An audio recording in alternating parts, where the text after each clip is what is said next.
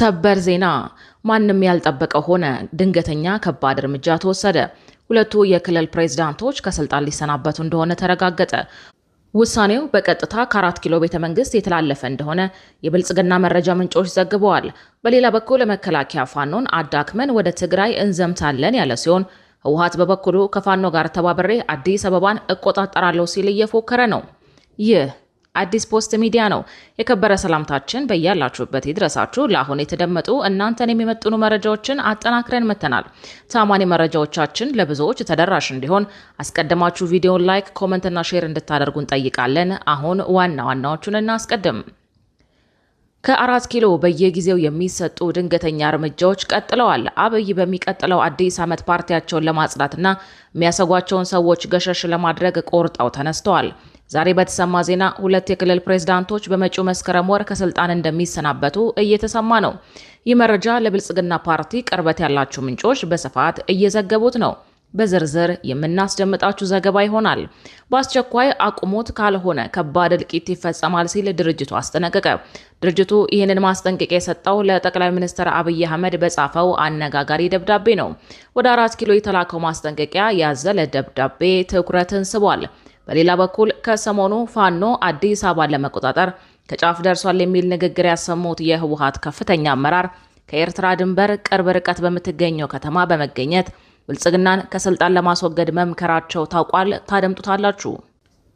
የመከላከያ ሰራዊቱ ፋኖን በማዳከም ወደ ትግራይ ሙሉ ዘመቻ ለመክፈት ማቀዱ ተሰማ።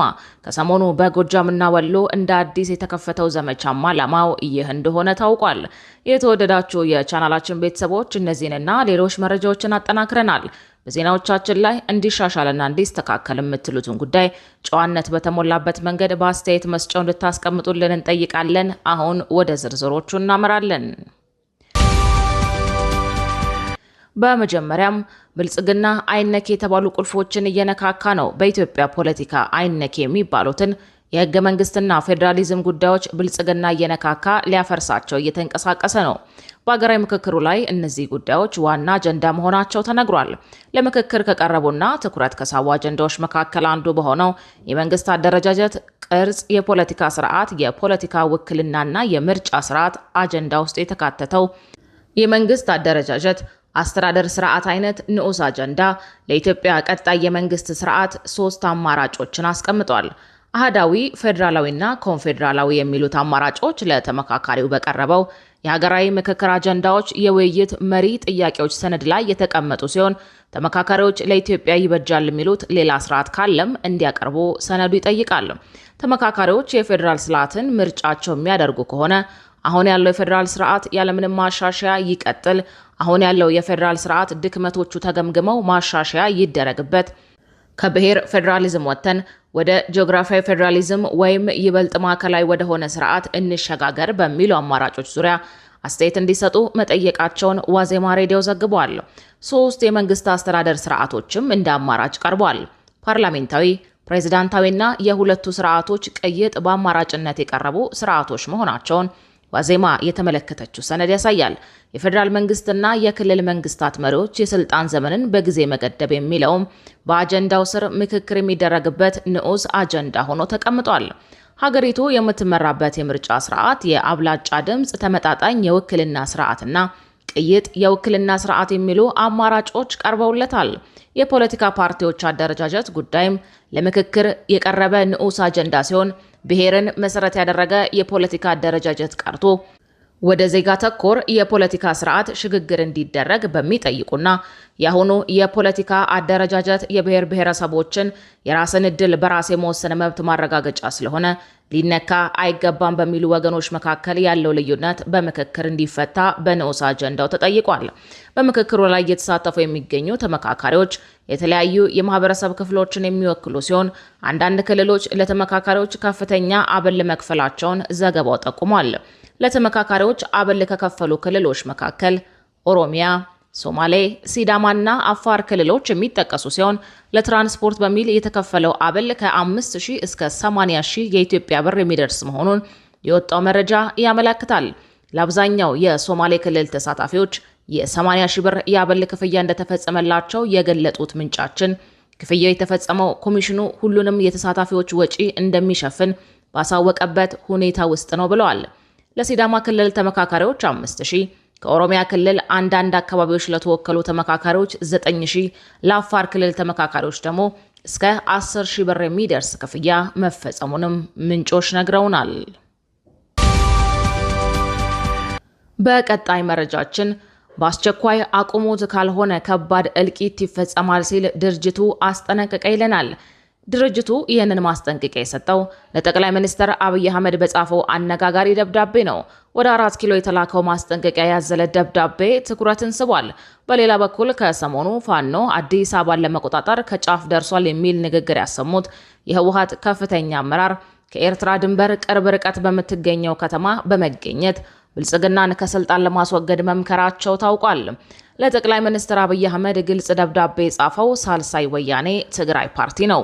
በመቀለ የሚንቀሳቀሰው ሳልሳይ ወያነ ትግራይ ፓርቲ ለኢፌድሪ ጠቅላይ ሚኒስትር ዶክተር አብይ አህመድ በጻፈው ግልጽ ደብዳቤ በኢትዮጵያ መንግስትና በህወሓት እንዲሁም በውጭ ኃይሎች መካከል አዲስ የጦርነት ደመና እያንዣበበ መምጣቱን በመጥቀስ ከባድ ሰብአዊና ቁሳዊ ውድመት የሚያስከትል አዲስ ጦርነት እንዳይቀሰቀስ በአስቸኳይ የመከላከያና የሰላም እርምጃዎች እንዲወሰዱ ጥሪ አቅርቧል።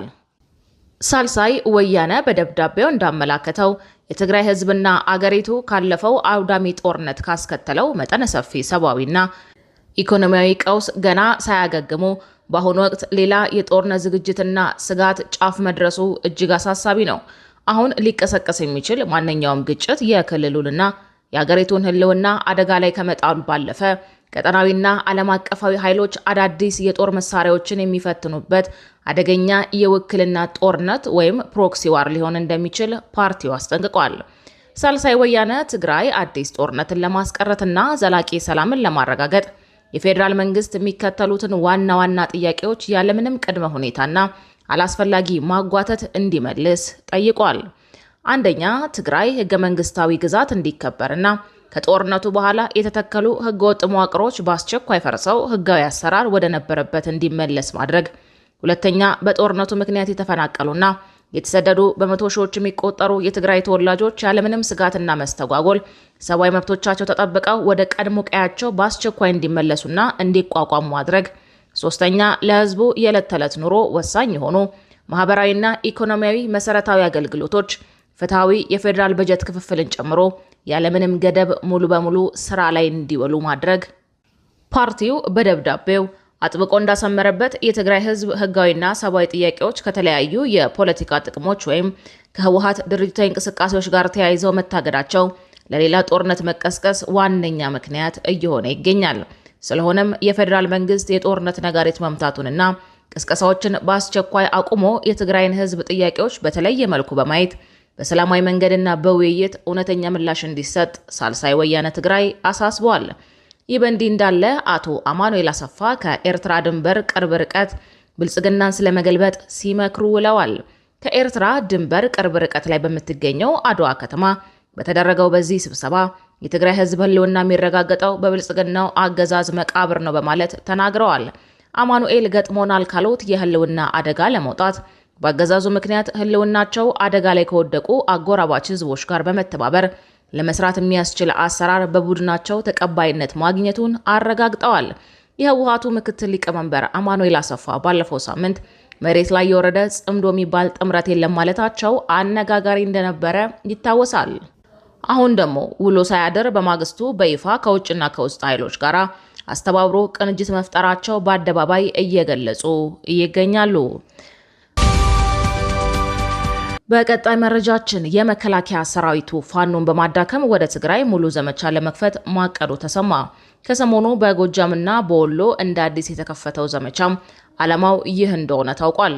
በሰሜን ወሎና ጎጃም ፋኖ ላይ ምቱ ጠንክሯል። መከላከያ ከባድ ዘመቻ እያከናወነ ነው። በትግራይ ደግሞም ጦርነት ሊጀመር ከጫፍ ደርሷል። ከሰሞኑ የፋኖ ጠንካራ ይዞታ ላይ የተከፈተው ውጊያ ዓላማው በትግራይ አዲስ ዘመቻ ለመክፈት ታስቦ እንደሆነ መረጃዎች እያመላከቱ ነው። በአማራ ክልል ዘመቻው ተጧጡፏል። በትግራይ ደግሞ አዲስ ዘመቻ ሊታወጅ ቁርጡ ቀን ቀርቧል። ህወሓት ብልጽግናን አስወግዳለሁ እያለ እየፎከረ ነው። ብልጽግናም እንደ ዱቄት በኗል ያለውን ህወሓት አጠፋለሁ ብሏል። ህወሓትን ለማጥፋት እየተዘጋጀ ያለው የፌዴራል መንግስቱ አስቀድሞ ግን ፋኖ ለማዳከም ከዚያም ወደ ትግራይ ለመዝመት ያቀደ መስሏል። ለዚህም ከሰሞኑ እንደ ጎጃምና ሰሜን ወሎ ባሉ የፋኖ ጠንካራ ይዞታዎች ላይ መጠነ ሰፊ የሚባል ዘመቻን እያደረገ ነው። በተለይም በጎጃም ጮቄ ተራሮች እጅግ የበረታ ውጊያ ሲደረግ ነው የከረመው። የኢፌድሪ መከላከያ ሰራዊት የምስራቅ እዝ በጎጃም በተለይም በጮቄ በደጋዳሞትና በአጎራባች ቀጠናዎች የከፈተው መጠነ ሰፊ ዘመቻ ዓላማ ጽንፈኛ ሲል የሚጠራቸውን የፋኖ ኃይሎች መዋቅር ማፍረስና የህዝብን ሰላም ማረጋገጥ እንደሆነ አስታውቋል። የጎጃም ፋኖ በበኩሉ የመንግስትን የድል መግለጫዎች በማስተባበል በመንግስት ጦር ላይ ከባድ ኪሳራ ማድረሱንና የአካባቢው ይዞታዎችን ለመከላከል እየተንቀሳቀሰ መሆኑን ይገልጻል። በአንዳንድ የፋኖ ደጋፊዎችና የማህበራዊ ሚዲያ ተንታኞች ዘንድ መንግስት በአማራ ክልል ያለውን የኃይል ሚዛን ሙሉ በሙሉ ለመቆጣጠርና የሰሜኑን ስጋት ለመቀነስ ይፋዊ ዘመቻዎችን እንደሚያደርግ ይገመታል። በአሁኑ ወቅት በትግራይ ክልል የኃይል ምልመላና ውጥረት መኖሩ የሚገለጽ ቢሆንም በጎጃም እየተካሄደ ያለው ውጊያ በቀጥታ ከህወሓት ጋር የተያያዘ ሳይሆን ላለፉት ዓመታት በአማራ ክልል ከቀጠለው የመንግስትና የፋኖ ጦርነት ጋር የተያያዘ የውጊያው ምዕራፍ ነው። በአካባቢው በሚደረገው የከባድ መሳሪያዎች ልውውጥ ሳቢያ በንጹሃን ዜጎች ላይ ጉዳት እየደረሰ መሆኑን የሰብአዊ መብት ተሟጋቾችና የአካባቢው ነዋሪዎች እየገለጹ ይገኛሉ። ስለዚህ የዘመቻው ቀጥተኛና ይፋዊ ዓላማ በጎጃም ያለውን የፋኖ መዋቅር ማዳከም ቢሆንም ከህወሓት ጋር ሊኖር ስለሚችለው ቀጣይ ግንኙነት የሚነሱት ሀሳቦች በወታደራዊ ተንታኞች የሚሰጡ የፖለቲካ ግምቶች እንጂ የተረጋገጡ ይፋዊ እቅዶች አይደሉም። በቀጣይ መረጃችን ከ4 ኪሎ በየጊዜው የሚሰጡ ድንገተኛ እርምጃዎች ቀጥለዋል። አብይ በሚቀጥለው አዲስ ዓመት ፓርቲያቸውን ለማጽዳትና የሚያሰጓቸውን ሰዎች ገሸሽ ለማድረግ ቆርጠው ተነስተዋል። ዛሬ በተሰማ ዜና 2 የክልል ፕሬዝዳንቶች በመጪው መስከረም ወር ከስልጣን እንደሚሰናበቱ እየተሰማ ነው። ይህ መረጃ ለብልጽግና ፓርቲ ቅርበት ያላቸው ምንጮች በስፋት እየዘገቡት ነው። ለብልጽግና ቅርበት ያላቸው ዘገባዎች እንዳወጡት መረጃ ከስልጣን ይሰናበታሉ የተባሉት የድሬዳዋ ከተማ አስተዳደር ከንቲባ አቶ ከድር ጀዋርና የአፋር ክልል ርዕሰ መስተዳደር አቶ አወል አርባ ናቸው። በተለይም የድሬዳዋ ከተማ ከንቲባ ከስልጣን ይሰናበታሉ መባሉ ትኩረትን የሚስብ ነው። ምክንያቱም ድሬዳዋ በኦሮሞና ሶማሌ ልሂቃን ዘንድ የይገባኛል ጥያቄ የሚነሳባት ናትና። እንደሚታወቀው ኢህአዴግ ስልጣኑን ከጨበጠ ወዲህ ድሬዳዋ 40-40-20 በሚል አፓርታይዳዊ ስርዓት ነው የምትተዳደረው። 40 ኦሮሞ፣ 40 ሶማሊ፣ 20 በመቶ ደግሞ ሌሎች ብሔሮች ይመራታል እንደማለት ነው። በድሬዳዋ ከተማ አስተዳደር የፖለቲካ የስልጣን ክፍፍል ልምድ ወይም ቻርተር መሰረት የከተማዋ ከፍተኛ የስልጣን ቦታዎች የብሔር ስብጥርን ባገናዘበ መልኩ በኦሮሞና በሶማሌ ብሔረሰቦች መካከል በወንበር መጋራት መርህ ወይም ፓወር ሼሪንግ ይደለደላሉ። በዚህም መሰረት የአሁኑ ከንቲባ አቶ ከድር ጀዋር የኦሮሞ ብሔርን ወክለው የከተማዋን አስተዳደር በከንቲባነት እየመሩ ይገኛሉ። አሁን ታዲያ ከቀጣይ 2019 ጀምሮ ድሬዳዋን የመምራት ተራ የሶማሌ ብሔር መሆኑን አቶ ከድር ከስልጣን እንደሚሰናበቱ ነው የተነገረው። አቶ ከድር ጀዋር በድሬዳዋ ከተማ አስተዳደር ምክር ቤት ሙሉ ድምጽ ተመርጠው የከተማዋ ከንቲባ ሆነው የተሾሙት በመስከረም ወር 2014 ዓ.ም ላይ ነበር። ከንቲባ ሆነው ከመሾማቸው በፊት ለ3 ዓመታት ያህል በድሬዳዋ ከተማ አስተዳደር ምክትል ከንቲባ በመሆን አገልግለዋል። በፖለቲካ ህይወታቸው ውስጥ በወጣትነት እድሜያቸው ከቀበሌ ሰብሳቢነት ጀምሮ የወጣቶችና ስፖርት ኮሚሽነር እንዲሁም የድሬዳዋ ከተማ ምክር ቤት አፈ ጉባኤ በመሆን በተለያዩ የኃላፊነት ቦታዎች ሰርተዋል።